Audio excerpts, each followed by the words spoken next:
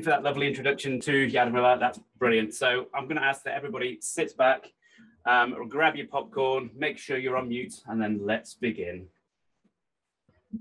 Okay, give me a quick show of hands. Who here is self-employed? Yeah, fantastic. Running your own business, as we all know, isn't easy. It's all the extra stuff to do with things like sales and marketing and social media and accounts that can take sometimes far longer and far much more time than our actual businesses do. Most of us don't work 9 to 5. We work whenever the time is right, and we even work extra invisibly in our own thoughts. The greatest skill of both time management and work-life balance can be summed up in a single word: effectiveness. People go on about work-life balance, a phrase that we all know, but what does it actually mean? Is work not part of life? Does life not somehow stop when we're at work? Calling it a balance, doesn't it make it sound more like really hardcore and challenging and more like a tightrope to be walked and not simply a more regulated way of life? The truth is that there's no such thing. We're actually always talking about work-life effectiveness. Back in 2020, as Yadamila mentioned, I wrote a book on time management and effectiveness to help people to get more out of life. Not to cram more in, but instead to free up time for what matters most. And I've always lived and breathed that philosophy. For example, to be able to dedicate as much time as possible to my daughters in their early years, while also managing to work for myself and pay all the bills and share so many experiences with those that meant the most. And if you ever hear somebody say, "That's time I'll never get back," here's a tip for them: you never get any of it back. So remember, making it count is an art form. But with the world being turned upside down in 2020, we could see people who really started to wobble, not knowing how to deal with change. After all, just a few years before, who ever imagined that with so many people being paid not to go to work, or that would be told off if you didn't go into a bank wearing a mask? The world has gone crazy, and there's no more normal. Going for a Zoom used to mean a quick nip to the shops. Then suddenly it became a program everyone had, and Zooming someone became an expression. Now people don't associate it with fast cars or Stevie Wonder, or perhaps both together, but instead with video calling. But make no mistake, I love video meetings. I love networking on video.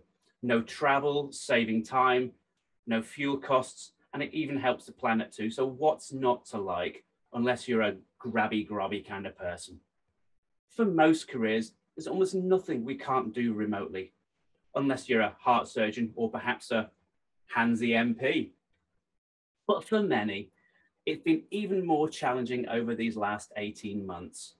Apart from the obvious life changes, health risks, and the other concerns with loved ones, business owners have had to work remotely. And as a friend said 2 decades ago, if you want to be more effective, study your distractions. Working from home was set up, we set up our environment as best as we can, recreating our own personal little sanctuary to focus in theory. But for the first few months of lockdown, it was kind of good with little disruptions on the doorstep, but there were gradually more and more calls and texts and social media messages. You know exactly what I mean. Working from home in a busy household meant juggling the needs of family members, dogs, cats, lawns to mow, washing to do, you name it. But that simple problem just got bigger. It was enough to make anyone swear. And I'm not talking about the C word, COVID.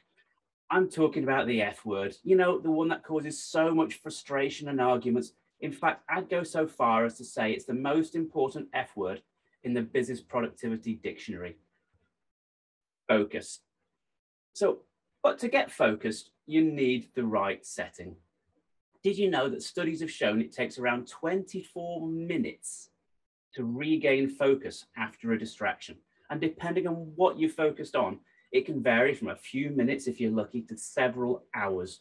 So someone bringing you a nice cup of tea may have not so nice a cost to your business. But back in 2010, I interviewed representatives from HSBC, PwC, and others, with a mixture of people who had the balance right and who are highly effective in both work and non-work. And those of whom had a seesaw that was tipped firmly towards one or the other or neither, setting the balance completely off.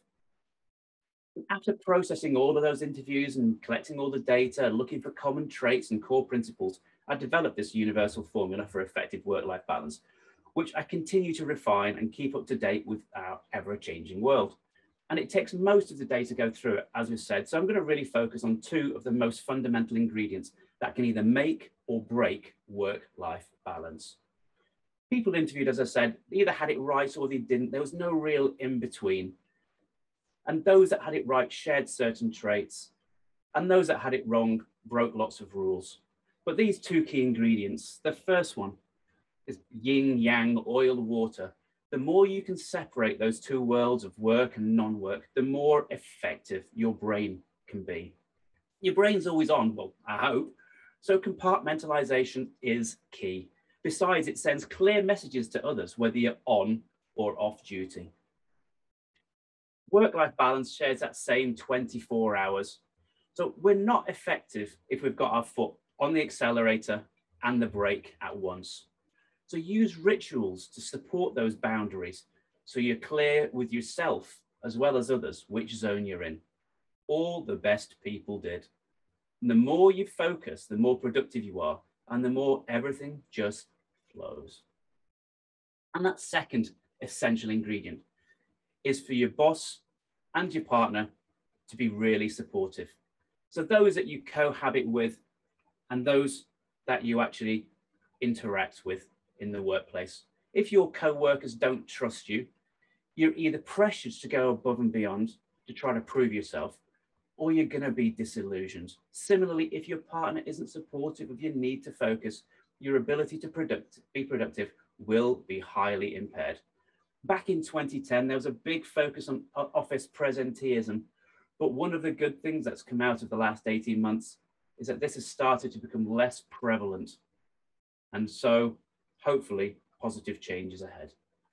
Just because somebody is there in body doesn't mean that they're there in mind, making them effective, but instead they can really be a distraction to others. So don't value presenteeism because it's not necessarily the key. That's more on results. But could you imagine if you were trying to climb Mount Everest and your boss or partner came up and tried to call you back to base camp for some sandwiches? If it keeps happening, you'll never get to the summit, being pulled back down like a yo-yo. But do they realize that what they're really saying is that they believe that their interruption is more important than anything that you could possibly be doing? Forget losing your focus or losing your balance. It's enough to make many people lose their cool.